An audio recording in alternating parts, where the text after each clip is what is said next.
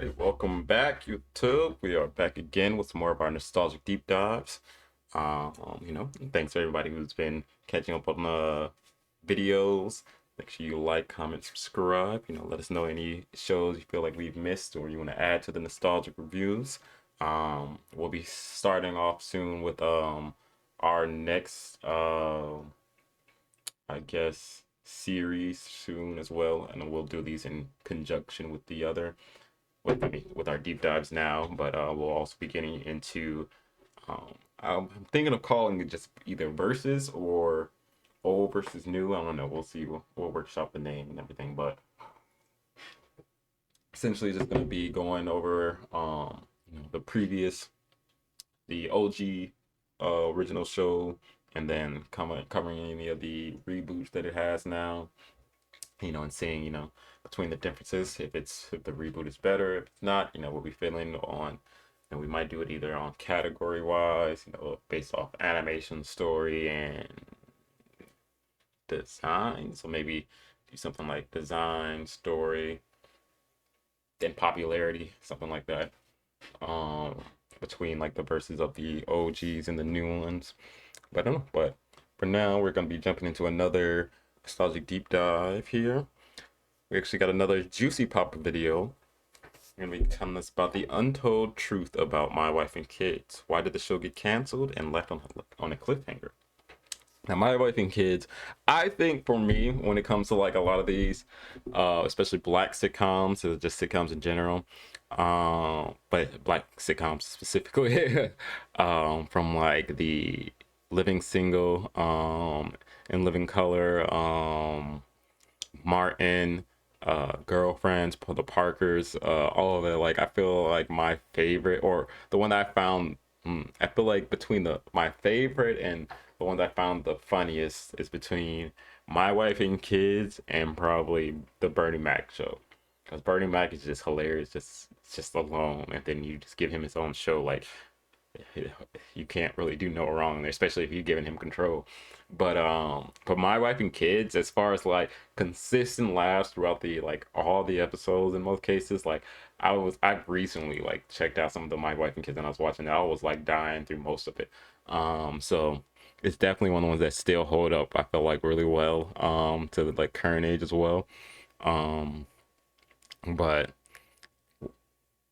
with the, so as obvious with the Wayans bros, like, come on, created by Damaon Wayans, like, and a veteran when it comes to this comedy shit. And not only is it created, but he stars in it. Like, come on, like, it's I feel like it was just prime time.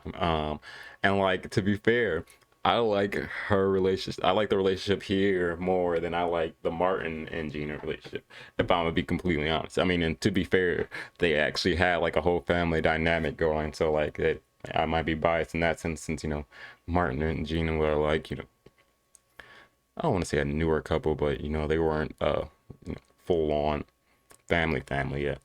So I know I felt like it cared towards a different thing. But all right. So, The Untold Truth About My Wife and Kids by Juicy Pop.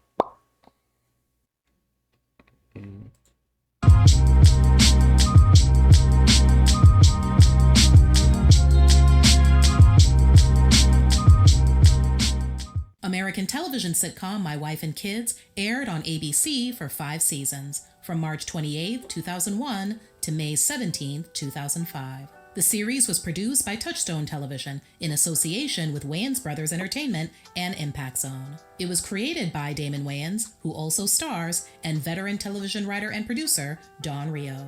Damon plays Michael Kyle Sr., the owner and operator of a trucking company and the patriarch of an upper-middle-class black family living in Stamford, Connecticut. The show centers on him, his wife Janet, or Jay, a day trader played by Tisha Campbell, and their 3 children. 16-year-old Michael Jr., played by George O. Gore II, 15-year-old Claire, played by Jazz Ray Cole in season 1, and then Jennifer Freeman for the remainder of the series, and the baby of the family, 5-year-old Katie, played by Parker McKenna Posey. Not surprisingly, the moment the show debuted, an influx of comparisons to another TV sitcom featuring a well-to-do black couple and their family started pouring in.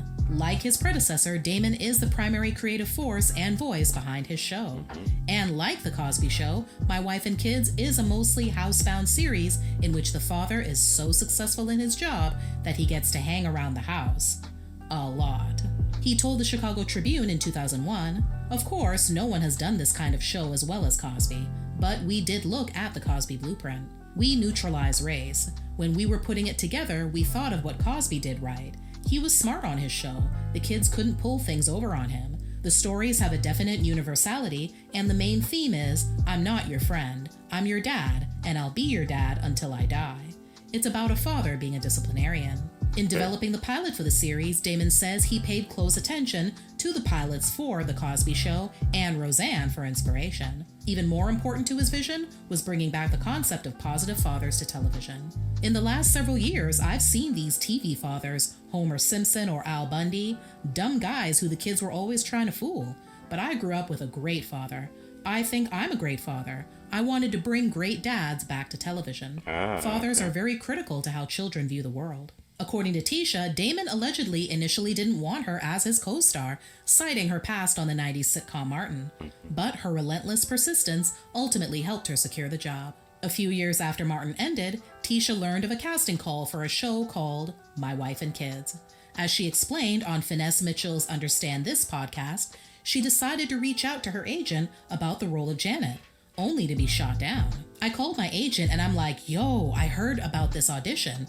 And he was like, "Yeah, they don't really want to see you." They were like, yeah.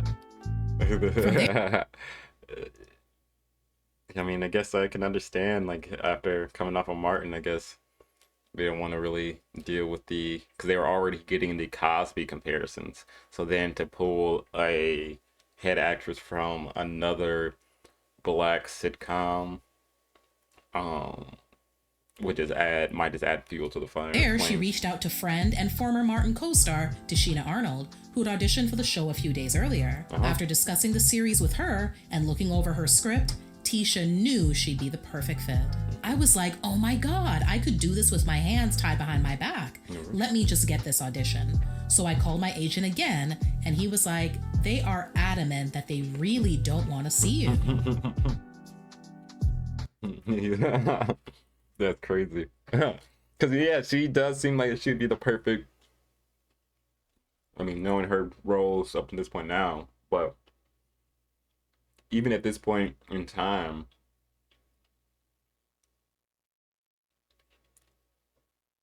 she would seem like one of the obvious picks. Tapping into her connections, she then reached out to someone she knew who was interviewing to be the casting director.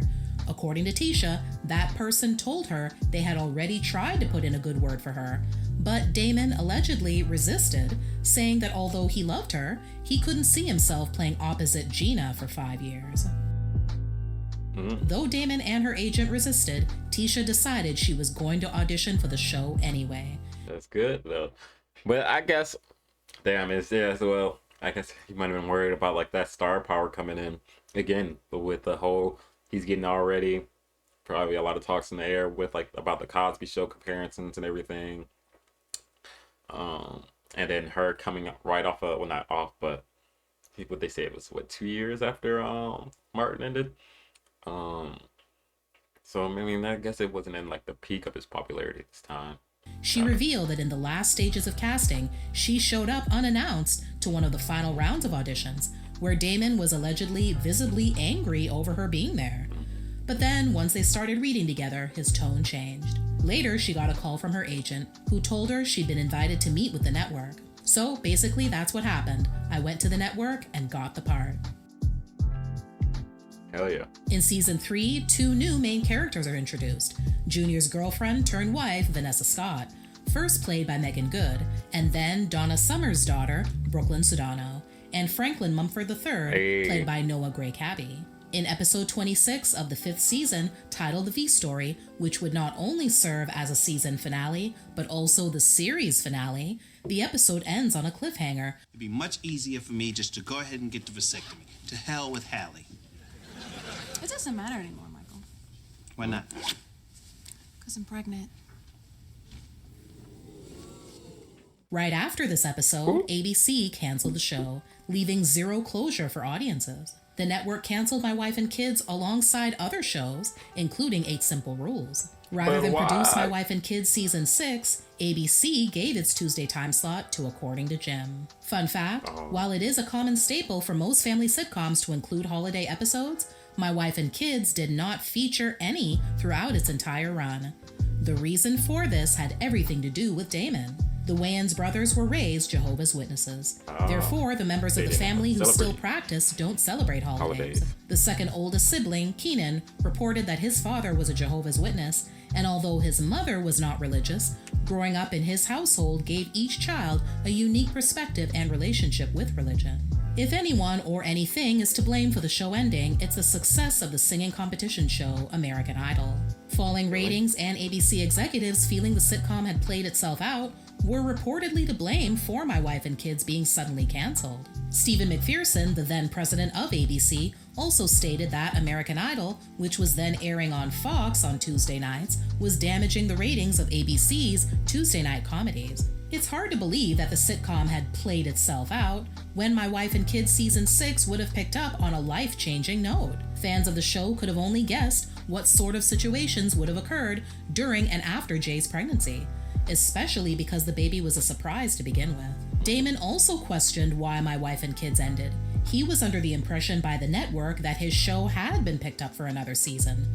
That explains why the show's season 5 finale concluded with a big cliffhanger, because he thought it would be addressed in the next season. In a 2006 interview with Desert News, Damon blamed the cancellation of the show and the decline of sitcoms overall on the corporate culture that rules the network television industry. No facts, because yeah, like after this age of like sitcoms in general kind of just like really fell out of like the general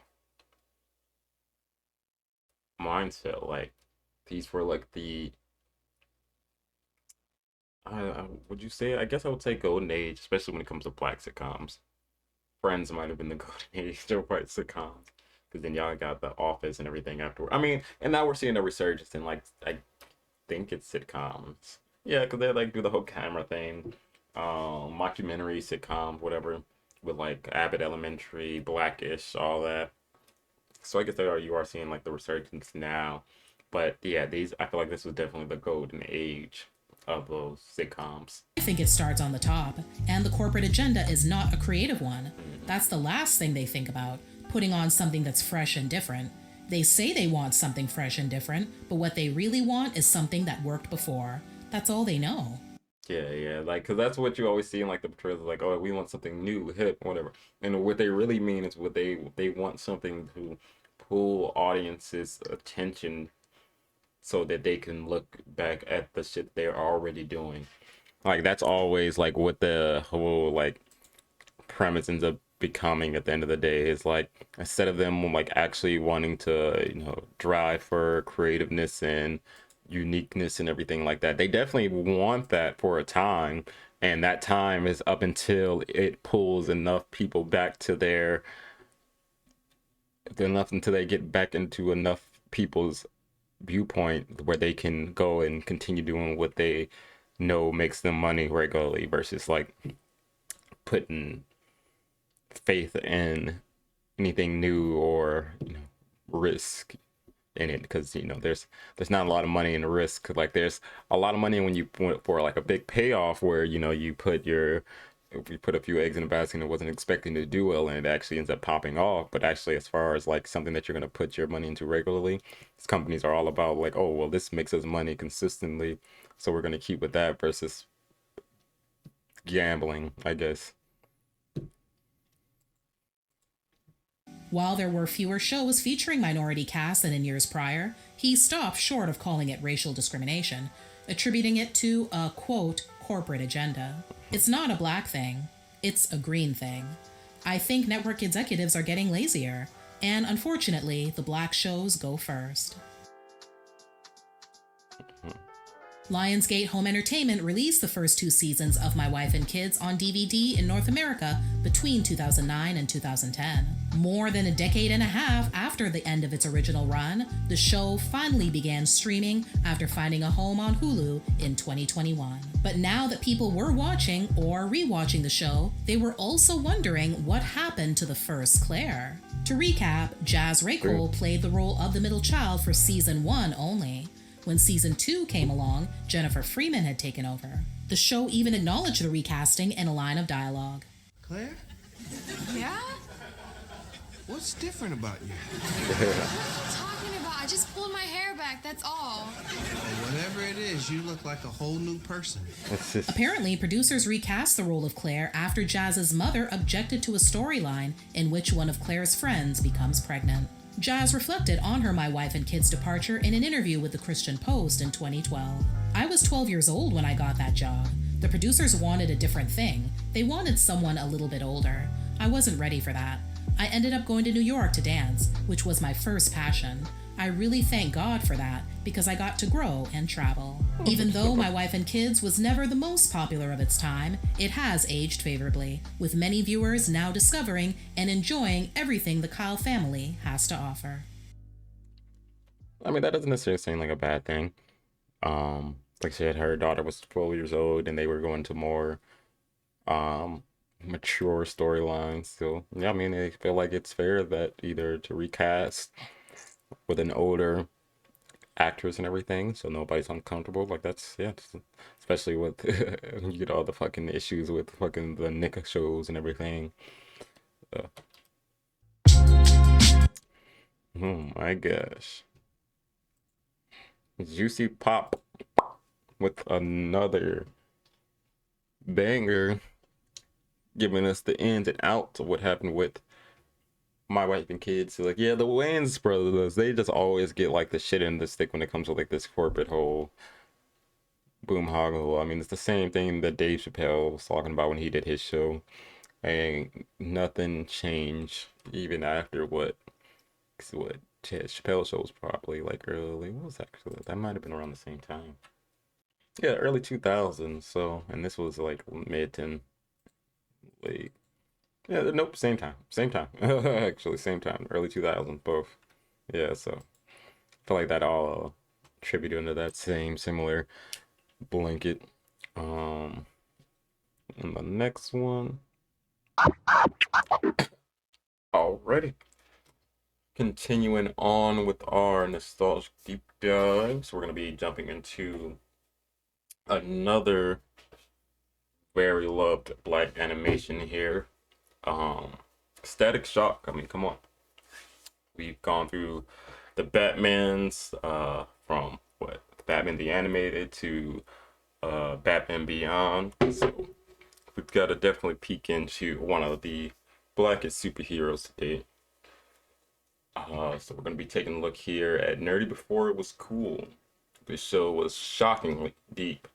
A Static Shock deep dive. I mean, it's what even to be said about Static Shock, other than like how I mean, let alone progressive the show alone was, but how fucking how it just stands the test of time to this date, of like, especially as a DC. Well, I guess DC has always, their animated series have always been like top tier that it puts it, but like I feel like Static Shock in this particular sense puts like a is like unique in its own point because it also had just more so its own just drive alone story, regardless of like having the superhero antics of like the Justice League or and all them involved. I feel like a lot of the other shows were always like more tie-ins to, you know, show those people outside of their Justice League counterparts or whatnot. And then obviously Batman being Batman. They didn't follow a lot of like the social things that Static Shock gets into in a lot of cases when it comes to its villains and like their motivations and such. Even just like side characters and like this there, like the whole fact that you have a whole episode or two about Richie and his dad being like a racist, and I think his dad was also a cop as well. Like it has a lot of like social um viewpoints that it also pulls in um outside of its like, because you usually get those type of episodes when like, they're trying to prove a point or whatnot in other shows, while Static Shock was just like really rooted in a lot of these social constructs. It was just very refreshing to see, an actual take on a black superhero where it's not like, how do I put, like, Luke Cage-esque or whatever. Like he's still out here trying to be, just a normal little, say little, but young man. So let's without further ado, we're gonna jump into the show with Shockingly Deep, a Static Shock deep dive. Gotta be, gotta be, gotta be, gotta be. She was showing off again. That's how she got hurt. You're as much to blame as Puff.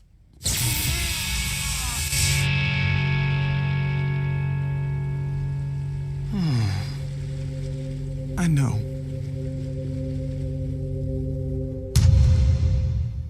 Exactly 22 years and 4 months from the time of me writing this video, the series responsible for getting me into comics was aired on WB Kids. A thrilling, well-written, and no pun intended, shockingly deep series that followed the life of a young high school kid by the name of Virgil Hawkins, also known as Static, or more incorrectly referred to as Static Shock. The Static Shock series was based off of the Static comics written by Dwayne McDuffie and Robert L. Washington III. Written by the small comic book house known as Milestone Comics, but distributed by DC. Man, it'd be an understatement to say that this series was everything to me as a kid. At the time, I didn't even know that it mattered, but it really felt good to see a character that looked like me and sounded like me that wasn't a stereotype. See, That's why I say, like, you get a lot of the social constructs and a lot of the social dialogues, but it's way out of like the typical, I don't know, stereotypical viewpoint that you usually get with these like characters and shows.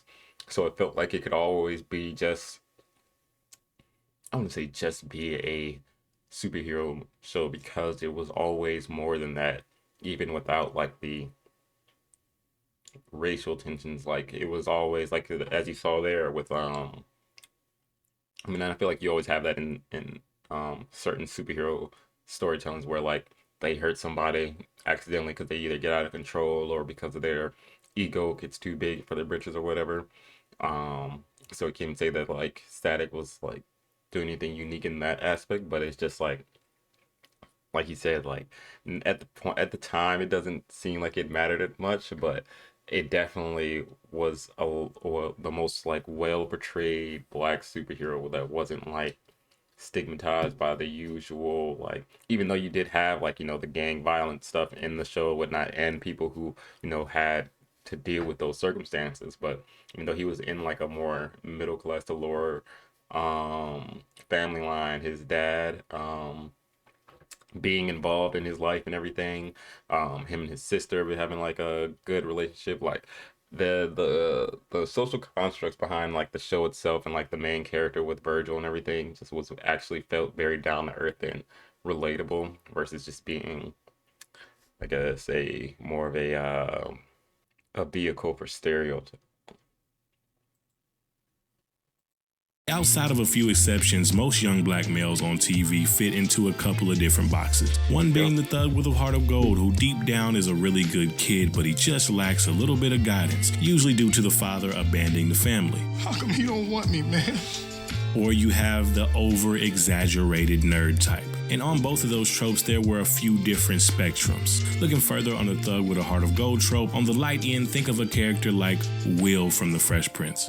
A good kid that got into a little bit of trouble, And my mom got scared. but has a talent like being a basketball player, so he never really crosses any major lines. And then on the extreme other end of that spectrum, you have a character like Jody from the movie Baby Boy. Grew up in a similar situation, but went down a much deeper and darker path. He doesn't have any sports talents and he's not book smart, so he feels trapped into doing things that he really doesn't want to in order to survive. And taking a look into the exaggerated nerd trope, that's no different. There's the Carlton Banks type character who grows up rich or at least upper middle class, speaks proper, and has little to no interaction with black people outside of the extremely sheltered family dynamic that he was raised in. And then you have your Steve Urkel type characters, and really that's pretty self-explanatory. Did I do that? All of those tropes can be used to tell really good stories, and to be honest, they have. I've enjoyed a lot of stories with all of those different types of characters that I mentioned. But the problem is just that. They felt like characters. See, that's why Static Shock was such a breath of fresh air, because Virgil didn't feel like that to me. He felt like a real person, and not just a real person, he felt familiar. Virgil was super cultured and into hip-hop, but he also loved comic books, and him and his friend designed video games. He was far from monolithic. He was just a really all-around, well-rounded character. And on top of that, he fought against issues that I only wish a superhero was in my neighborhood to fight against. But he didn't just fight against crime. He understood that people didn't just fit into boxes of criminal or good person. And just to add a little icing on the cake, there was always an occasional team up with Batman and Robin from the animated series. See, way back in the ancient year of 2000, this show came out before the MCU made it cool for everyone in the world to be a fan of comic book media. This type of stuff was really something that was pretty exclusive to nerd culture. You know, the outcasts, the misfits, the people who more times than not didn't fit into that conventional ideal of what cool or popular was. And let's be real, guys, this type of media for the longest time, up until pretty recently, was referred to as White boy shit, white boy shit. White boy shit, white boy shit. But regardless of all that, man, before buzzwords like representation and inclusivity became so ingrained in pop culture, I had Static Shock, something that made me feel like I wasn't on the outside looking in anymore. I no longer felt like the annoying little brother trying to hang out where I wasn't wanted. I felt like I belonged. Yes! Tell me that doesn't give chest pain a new meaning.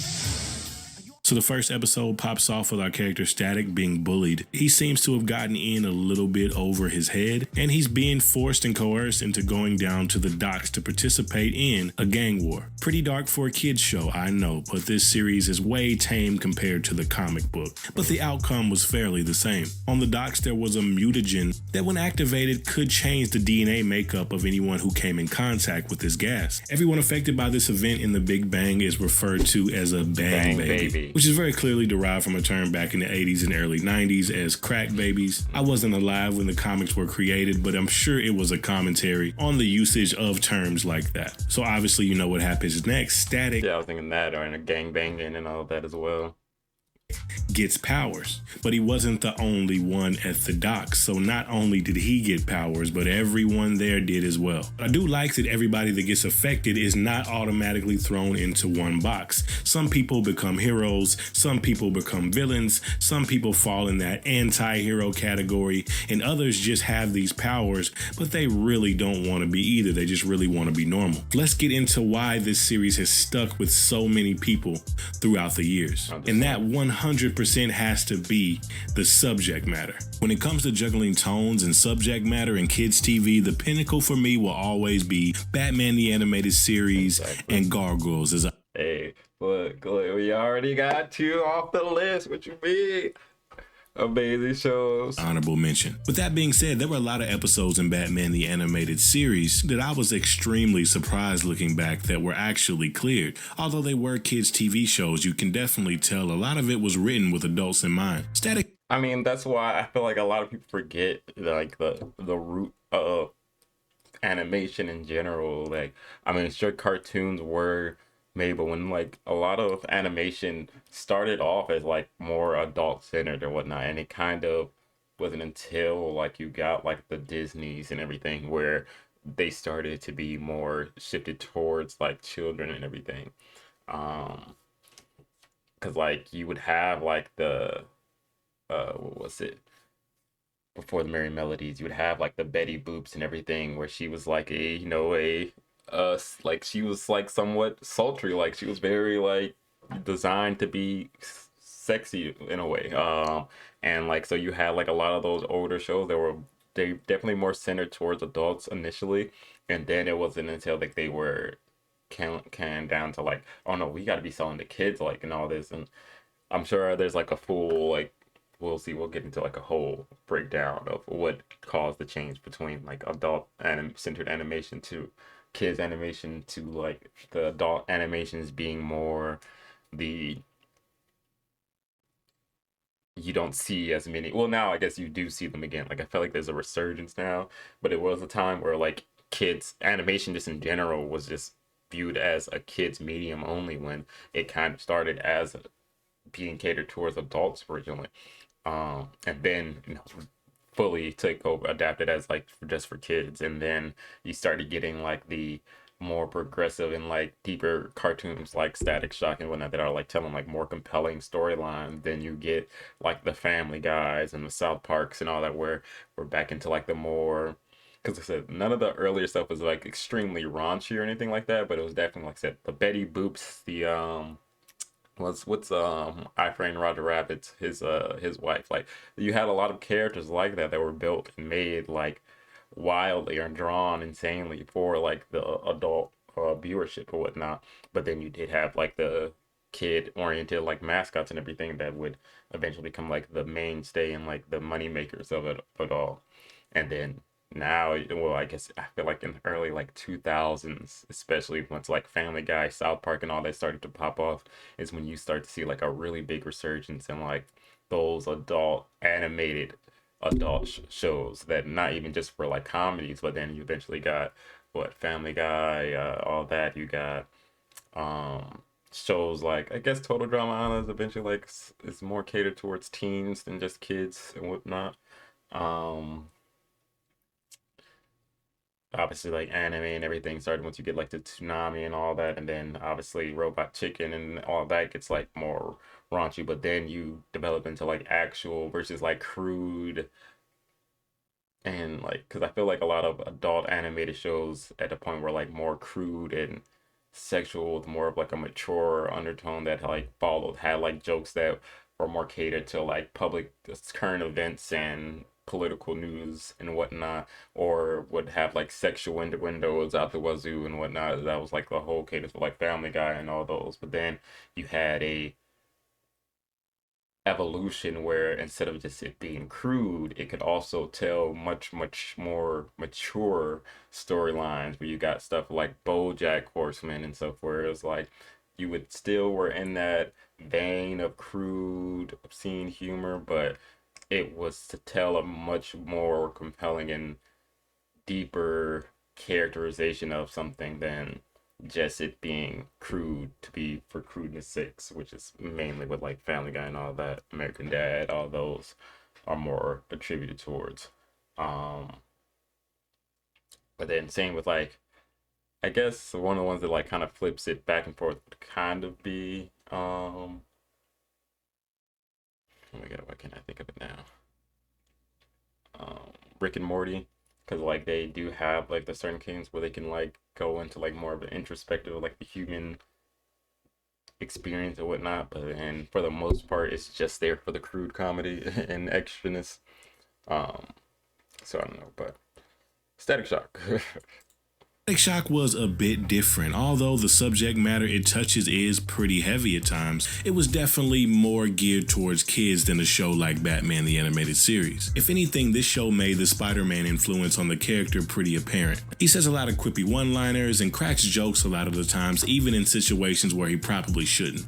So holding hands and singing Kumbaya is out, huh? And his first love interest in season 1 is a redhead who was a school journalist, pretty similar to MJ in the Ultimate Comics. Static is definitely his own unique character, but as a Spidey fan, it's just something that I noticed on this rewatch. A lot of episodes in season 1 and 2 kind of played out like after school specials, and as the series went on in 3 and 4, they kind of toned that down and it became more cohesive. But even in season 1 and 2, how they pushed the line on some of these episodes is pretty impressive.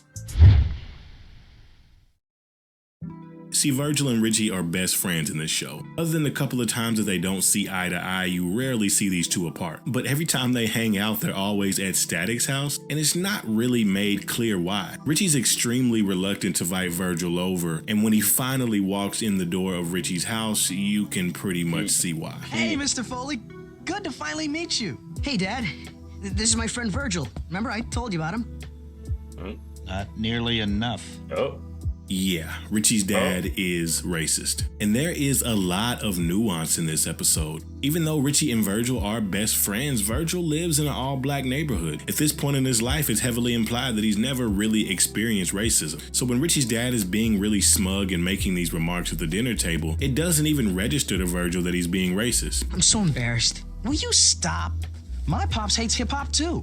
It's not a black-white thing, it's an old thing. As far as I'm concerned, this whole thing is squashed. When the camera pans over to his mom, you can clearly see they know that this is a habit with him. And on top of that, when they're at the dinner table, it is completely silent. There's no music. It's just the dialogue. This episode perfectly showed a family dynamic that is a lot more common than people realize. I found myself in pretty similar situations as a kid, having to get that preliminary talk beforehand about how someone's dad or granddad is a little quote-unquote behind the times. It takes Virgil walking by and hearing Richie's dad say some extremely unsavory things for it even to sink in. And now I see why Richie acts like a hood, Maggie. Ooh. That kid's a bad influence. All his kind are. Keep your voice down. It's bad enough I gotta deal with them all day long. Now one of them's in my house. It was also crazy. Oh my god. Yo, Saturday morning cartoons. I don't do this shit no more. Oh my god. And disturbed by what he just witnessed, Richie runs. Why does he keep cutting to that? That look over Richie's shoulder? That's like the 6th time he's put that cut in. Away. And that forces his dad to reluctantly work with Virgil's dad to find him. And Virgil's dad, being the badass he is, drops some crazy knowledge on him. And even though he was proven wrong about his beliefs, the end of the episode didn't just wrap up with him completely changing his mind. And I thought that was a very deep and realistic touch. People with that type of mindset and ideology don't just change overnight. Big fact. Although the episode of Jimmy was very after school special-like on the surface, it doesn't change the fact that it was one of the most shocking and jarring moments that I can remember ever seeing on kids' TV. So the character of Jimmy, I would say it's very after school and jarring, but they showed a gun, like a kid with a gun in a school. Like I don't know, it didn't. You have a lot of these instances in like shows like this where, you know, they have a little cutaway back then, like the 80s and 90s, where, you know, the whole cast gets together, everybody's sitting together on like a desk or something, and everybody's got to put their 2 cents about, hey, there's no hope with dope. Like, oh, hey, the PSAs used to be so funny, because boy were they so ineffective. Oh my god.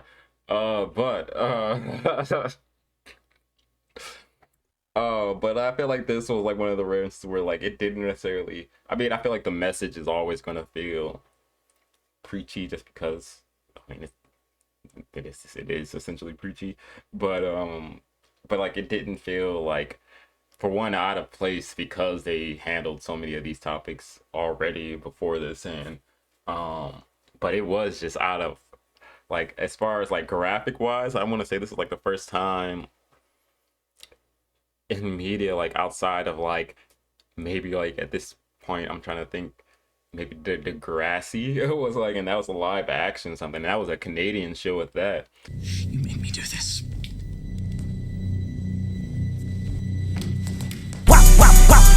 That fuck 'em up. Where like they actually portrayed like public violence to like, especially for like at a school or anything like that, as far as I can at this point. Is one of the many and realistic violence at that, not like, you know, some crazy fight going through a school or something like that, or like some magical powers and whatever. I mean, like, and just straight up have a gun at school, like super villains and all that. Be damned, like this is real life. Ground kids at Virgil's high school. It's been implied that pretty much his entire stint of schooling, he's had to deal with bullying.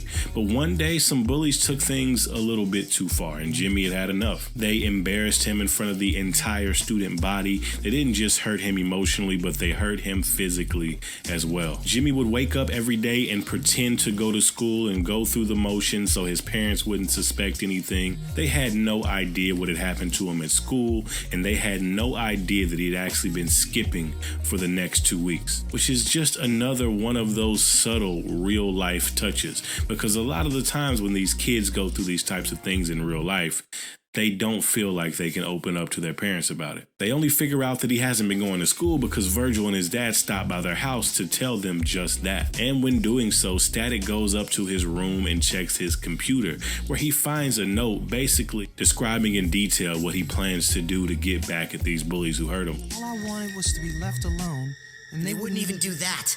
They had to hurt me, humiliate me. Well, it ends tonight. I'm putting a stop to them, once and for all. Jimmy found his dad's gun and took it to school to confront these bullies in an extremely tense and heartbreaking standoff. Richie actually becomes the MVP of this episode and he talks him down. Jimmy, you're right. I'm sorry, man. No, you're not. Jimmy, don't! He's not worth it! She's right, man. You're all upset about this now, but next week, it won't even matter. But the bullies, being as dumb as they are, as soon as he puts the gun down, they decide to charge him. And in doing so, of course, the gun goes off. And it's one of the most heartbreaking moments of the show. Usually in a situation like this, it's just a scare and everyone's okay, or maybe a side character that we don't know anything about gets hit with a bullet. But with this, none other than Richie himself was the victim of this bullet wound. I don't know what type of kids TV you guys used to watch, but I can't ever remember a kids TV show who actually showed a kid get shot. You can look at this episode as just propaganda about gun control, or you can look at it as an after-school special about bullying, but there's even more layers of nuance than that. The message that I personally took from it was, sometimes doing the right thing is painful. Richie did nothing wrong. He didn't have to get involved at all, but Richie steps in to help, and in doing so, he is the one who gets hurt the most. I mean, I get what you're saying, but I don't think that's how that statement works. Doing the right thing hurts. Like, that would be if you like going into it knowing that you could get, I mean, I guess, well, no, because like, isn't that like doing the right thing hurts? Like if you have to like turn somebody in that's like a loved one, or you know, go against like a friend, even though they're your friend, they're about to do something terrible, so you gotta, you know, go against their wishes or whatnot. That feels like doing the good thing hurts. But this, in the sense, was he did a good thing and just got hurt in the process. Isn't really in that same, right? Am I tripping? Really powerful episode that I am extremely surprised actually made air. But man, enough of all that. I don't only like Static because it's all doom and gloom.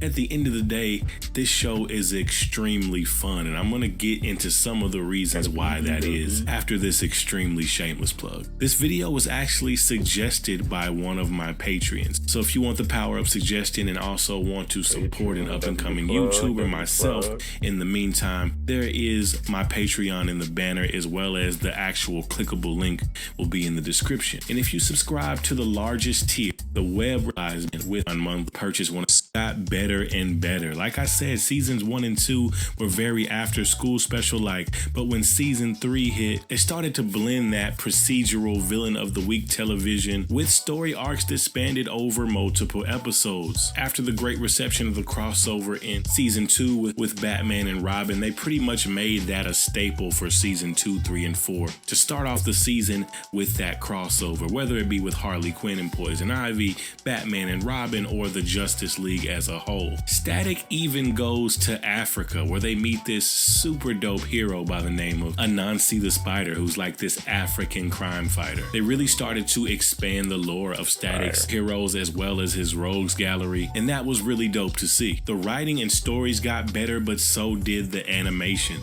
The colors started to pop a little bit more. The animation became a lot more fluid and not so stiff. And we can't forget the dope intro song Upgrade by Lil Romeo.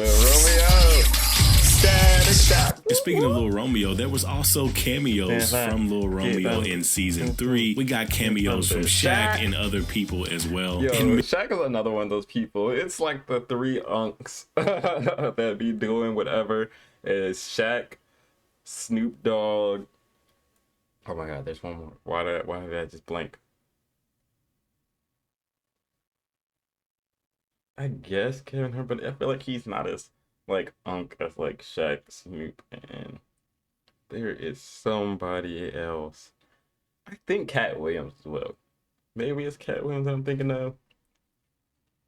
Kevin Hart is just in everything nowadays, but like Snoop Dogg, Shaq, and Cat Williams just be around doing the most random shit.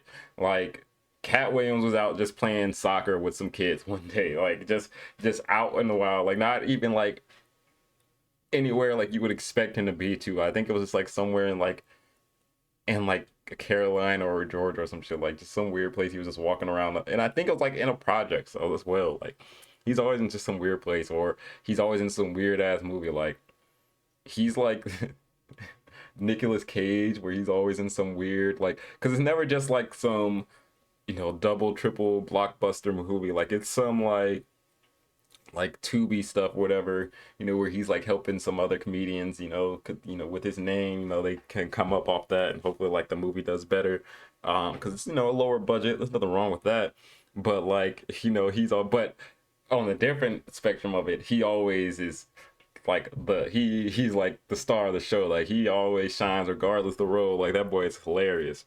Nicolas Cage, I don't know, he goes and he does his thing, but it depends on the writing for him, because otherwise it's just Nicolas Cage being weird. But and that's always enjoyable still, but in the context of the story. But Cat, he's always on some prime shit.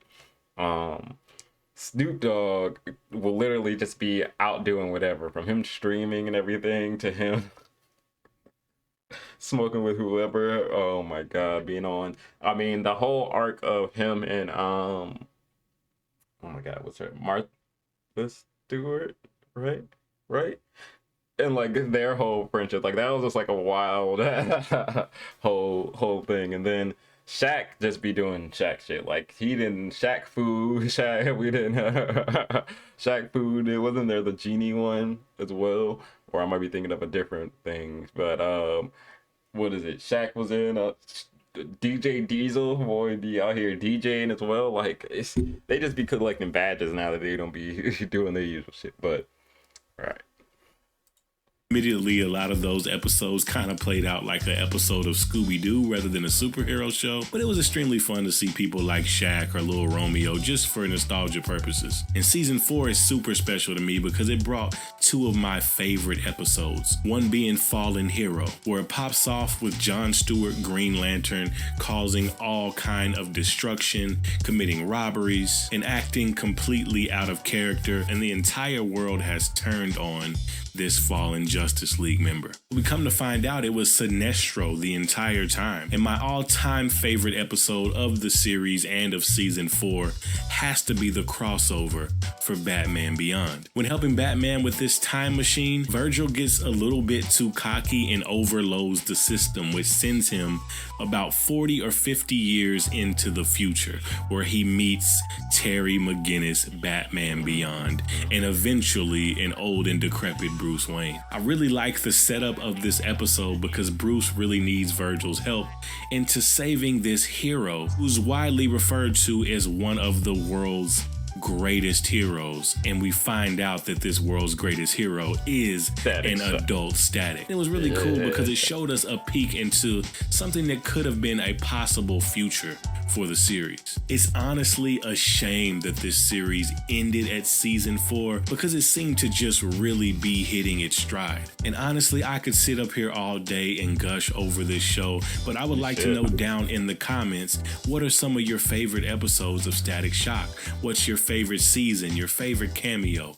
Whatever you remember from this series, let me know down in the comments. Okay.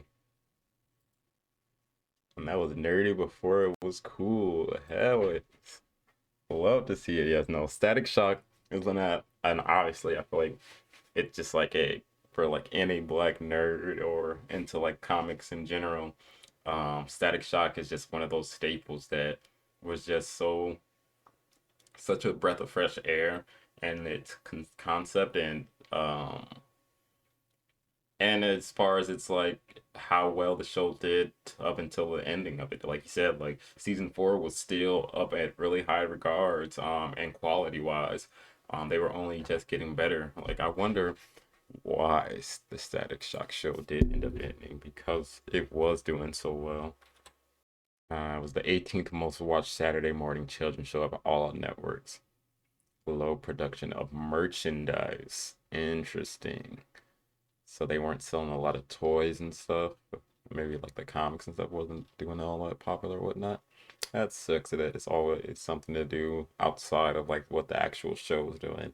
I mean, still being in the top 20 in general on TV of all shows and everything that are being watched. I mean, I'm sure that's a smaller percentage when it comes to like kids programming, but I mean kids and teens programming, but even then, it's because they believe nobody believed that toys featuring a black superhero would sell. That's crazy, especially seeing today when you have like the Black Panthers and all that today.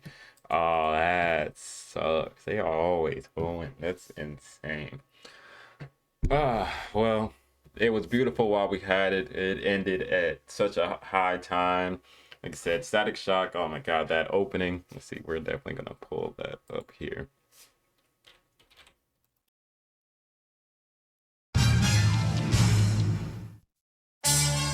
There it is. Good to the bad guys. 2005.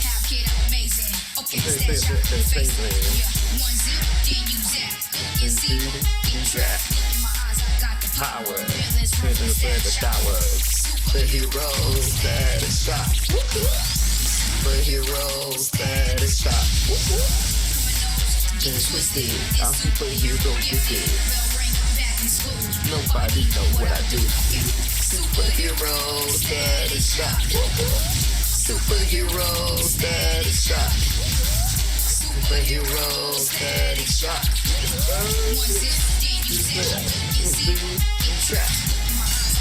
Powers, static showers. Get twisted, superhero gifted. Nobody know what I do. Superheroes that is shot. Oh God, wait. Oh my gosh.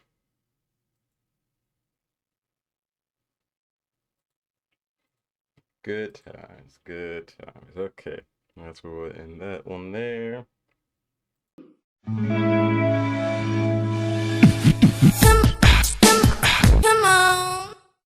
Sometimes I can't stop thinking. Sometimes it's like my thoughts are thinking thoughts. See, I just thought that.